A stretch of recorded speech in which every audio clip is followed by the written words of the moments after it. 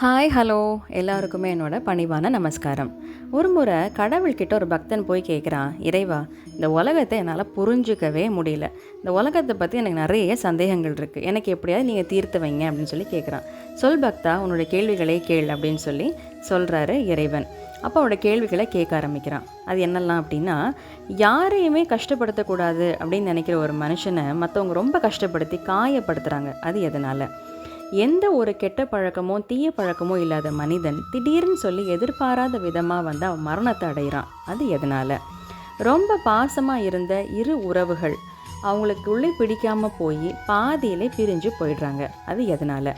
எல்லாத்துக்கும் நான் உதவி செய்யணும் அப்படின்னு நினைக்கிற மனுஷங்கிட்ட காசு இல்லை, வறுமையில் கஷ்டப்படுறாங்க. ஆனால் ஆணவத்துக்கு துணை போகிறவங்கிட்ட எல்லா வகையான செல்வங்களும் இருந்து அவங்க சந்தோஷமாக இருக்காங்க. இது எப்படி அப்படின்னு சொல்லி பக்தன் வந்து இறைவன் கிட்ட கேட்குறான். அப்போது பக்தன் கிட்ட வந்து இறைவன் வந்து விளக்கமாக வந்து சொல்கிறார். அது என்ன அப்படின்னா, பக்தா, மனுஷங்களே 2 வகையான மனுஷங்க இருக்காங்க.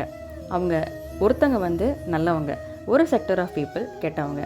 இந்த நல்லவங்க வந்து எப்பொழுதுமே தர்ம செயல்களை மனசாட்சிப்படி அவங்க செய்வாங்க. மனசாட்சி தான் இறைவன், அவன் தான் வந்து எனக்கு எல்லாமே வந்து எடுத்து சொல்கிறான், அதன்படி நான் நடக்கணும் அப்படின்னு சொல்லி அவங்க நடப்பாங்க. பூமியில் வாழ்கிற காலத்திலே அவங்க அனுபவிக்க வேண்டிய அவங்களுடைய முன்ஜென்ம வினைகள் அனைத்தையுமே அவங்க அனுபவித்து கஷ்டப்பட்டு என்ன சரணடைஞ்சு இறுதியில் முக்தியை அடைவாங்க, மறுபிறவி இல்லாத நிலையை அடைவாங்க.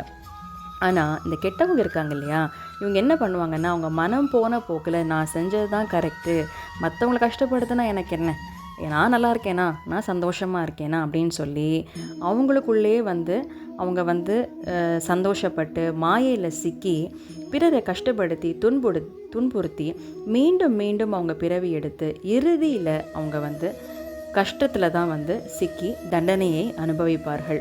தர்மத்தின் வாழ்வுதனை சூதுக்கவும் இறுதியில் தர்மம்தான் வெல்லும் அப்படிங்கிற மொழிக்கு ஏற்ற மாதிரி உண்மையும் நீதியும் தற்காலிகமாக மறைக்கப்பட்டிருந்தாலும் இறுதியில் சத்தியம்தான் தர்மம்தான் வந்து ஜெயிக்கும். அதனால் என்றைக்குமே நம்ம நல்லவங்களாக இருக்கணும், நீ நல்ல செயல்களே செய் அப்படின்னு சொல்லி அந்த பக்தனுக்கு வந்து அறிவுரை சொல்லி இறைவன் வந்து மறைஞ்சிடுறாரு. ஸோ நமக்குமே வந்து இந்த டவுட் எப்போவுமே இருக்கும் இல்லைங்களா, நம்ம நல்லது தான் செய்கிறோம், நம்ம வந்து நமக்கு மட்டும் ஏன் கஷ்டம் வந்துகிட்டே இருக்குது அப்படின்னு நமக்கு வந்து தோணுங்க. அதனால் நம்ம எப்போவுமே வந்து நம்ம கஷ்டம் வந்துட்டால் நம்ம கவலைப்பட வேண்டாம். நம்ம வந்து நல்லது தானே செஞ்சுருக்கோம், நம்ம கண்டிப்பாக நமக்கு நல்லது தான் நடக்கும் அப்படின்னு சொல்லி நம்ம கான்ஃபிடெண்ட்டாக இருப்போம். அந்த இறைவனோட அருள்னால் நம்ம என்றைக்குமே நல்லா தான் இருப்போம். மேலும் மற்றொரு பதிவில் நான் உங்களை சந்திக்கிறேன். அதுவரை நன்றி, வணக்கம்.